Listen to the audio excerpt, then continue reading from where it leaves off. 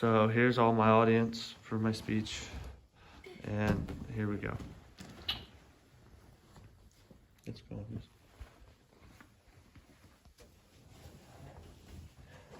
Success has a lot of meanings to a lot of people, but to me, success is what you do with your life and what you achieve. I did my success speech over Dan Pena. I have researched him a lot recently, and before this project, I watched many of his videos and looked into him quite a bit. Dan Pena lived in the California ghettos as a young boy with him and just his mother.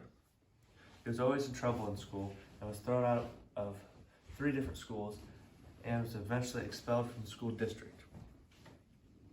One day, Dan was in class and got into a fight with 3 other boys. After the fight was broken up, he was taken down to the principal's office.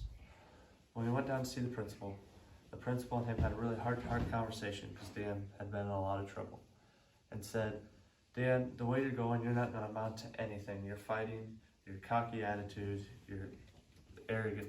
You just need to quit being the way you are." So that's when Dan was expelled from the school district. After that, he walked out of school and slashed the principal's tires on his car. But Dan said, you gotta be a fighter if you want to run a big time business. At 23, Dan was working at an accounting firm in New York City.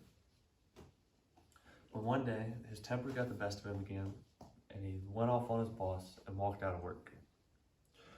According to MarketWatch, after he walked out, he went around and got the biggest losers in New York City to join his team, which most people looked at him and called them losers. Dan called them idealists because no one would listen to them. One in particular was named Dryhole Kelly. He had drilled 89 oil wells on the North Sea, and not one of them had struck oil. So he hired him, and on the 90th time he drilled, he struck oil and made himself and Dan rich overnight. Now in his retirement, Dan helps small businesses. He invites many business owners to his small castle in Scotland to explain to them how to run a business successfully.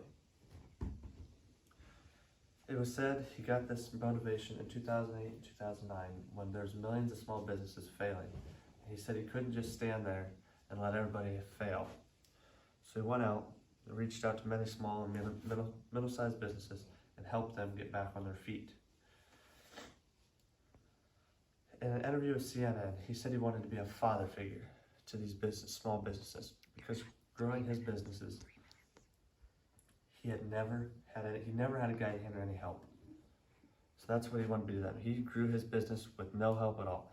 No father figure, mom didn't know anything about running the business. He had to learn it all himself.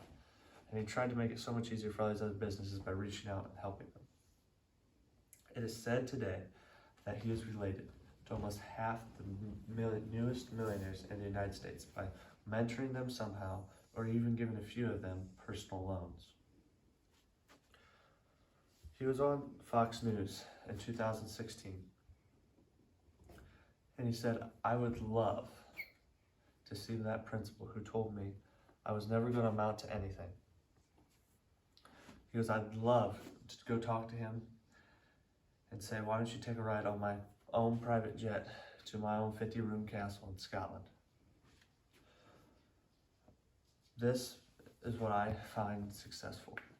I mean, this is a prime example of success to me because this is a man who had nothing, was supposed to be a failure and in jail by 25, and became a millionaire overnight.